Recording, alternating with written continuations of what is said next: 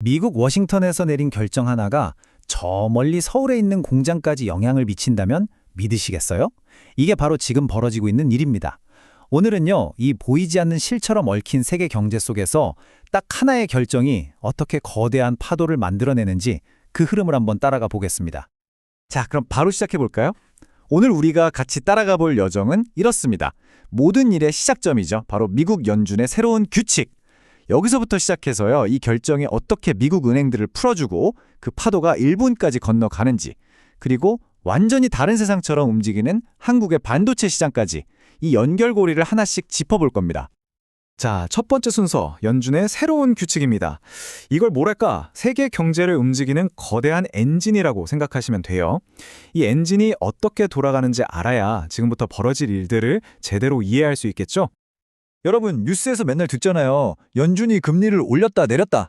근데 그게 대체 어떻게 돌아가는 걸까요? 사실 우리가 알던 방식이랑은 이제 완전히 정말 극적으로 달라졌습니다. 바로 2008년 금융위기.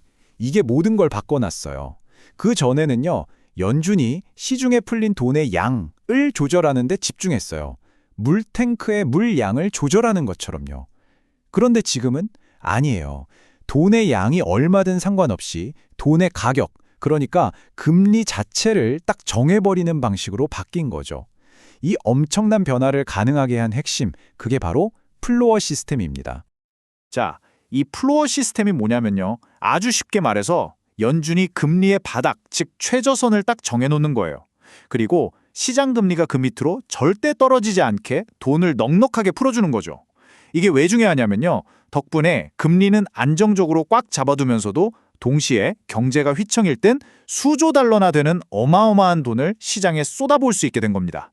그 대표적인 기술이 바로 많이들 들어보셨을 양적 완화죠. 그럼 양적 완화는 어떻게 하느냐? 딱 3단계입니다. 1단계, 연준이 자, 돈 풀자 결심을 하죠. 2단계, 시중 대형 은행들한테 가서 국채 같은 걸 사들입니다. 그리고 마지막 3단계가 핵심인데 그 대금을 뭘로 주느냐? 그냥 은행 계좌에다가 지급준비금이라는 새로운 돈을 말 그대로 만들어서 쏴주는 겁니다. 이러면 어떻게 될까요? 대형 은행들은 순식간에 현금 부자가 되는 거죠. 첫 번째 파도가 이렇게 시작됩니다. 자, 그럼 두 번째 단계로 가보죠. 규제에서 풀려나는 은행들입니다. 방금 말했듯이 양적 완화로 월스트리트는 돈벼락을 맞았어요. 은행들 금고에 현금이 넘쳐나게 된 거죠. 그런데 이 돈을 막 쓸 수가 없었어요. 왜냐? 그동안 은행들을 꽉 묶어두고 있던 보이지 않는 규제의 우리가 있었거든요. 이 규제가 뭐냐면요, 2008년 금융위기 같은 큰 충격이 또 왔을 때를 대비한 일종의 안전장치, 에어백 같은 거였어요. 그런데 지금 규제 당국이 이 에어백에 바람을 살짝 빼주고 있는 겁니다. 은행들한테 이제 좀 더 자유롭게 움직여봐 하고 신호를 주는 거죠. 이게 왜 그렇게 중요하냐면 이 규제 때문에 그동안 은행들이 국채를 마음껏 사지도 못하고 시장에서 돈을 굴리는데도 제약이 많았거든요.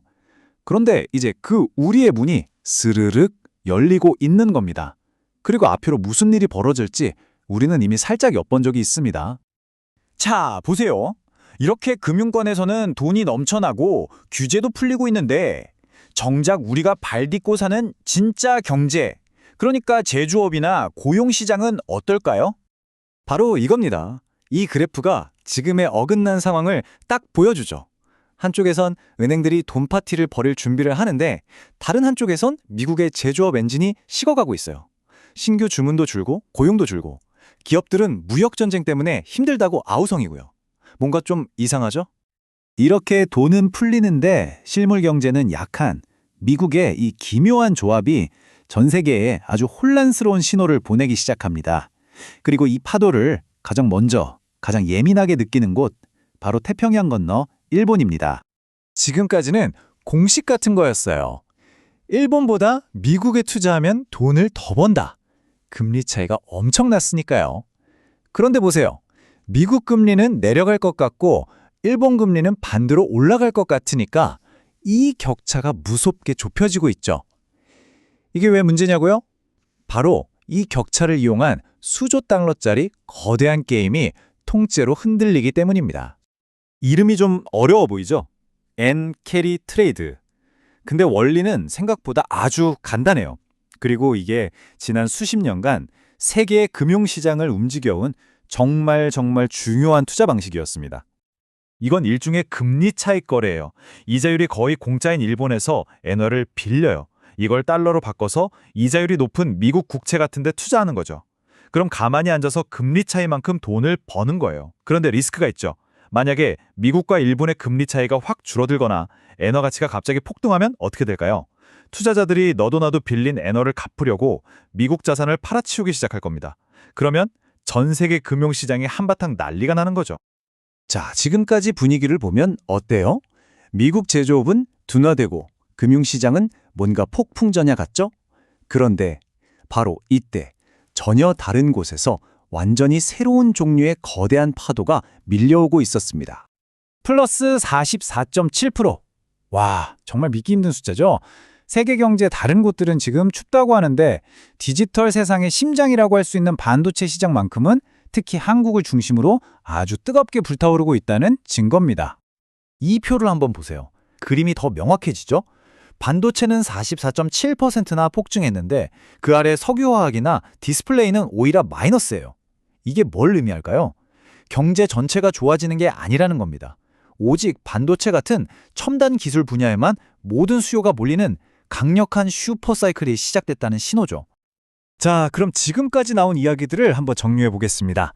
연준이 던진 돌멩이 하나가 만든 파도가 미국을 거쳐 일본으로 그리고 한국의 상황까지 어떻게 연결되는지 그 큰 그림을 맞춰볼 시간입니다. 핵심은 이겁니다. 미국에선 금융권에 돈이 넘쳐나는데 정작 공장은 멈춰서 오고 있어요. 이 어긋남이 일본 금융시장을 위협하는 파도를 만들고 있죠. 그런데 바로 그 순간 한국에서는 기술 슈퍼사이클이라는 전혀 다른 종류의 거대한 파도가 솟아오르고 있는 겁니다. 그러니까 지금 세계 경제는요, 하나의 흐름이 아니에요. 서로 다른 방향으로 다른 속도로 움직이는 여러 개의 파도가 뒤엉켜 있는 아주 복잡한 바다와도 같습니다. 이렇게 모든 게 연결되어 있으면서도 각자 다른 방향으로 달려가는 세상. 과연 우리는 다음에 밀려올 가장 큰 파도를 어디서부터 지켜봐야 할까요? 이 질문을 여러분께 남기면서 오늘 이야기는 여기서 마무리하겠습니다. 함께 해주셔서 고맙습니다.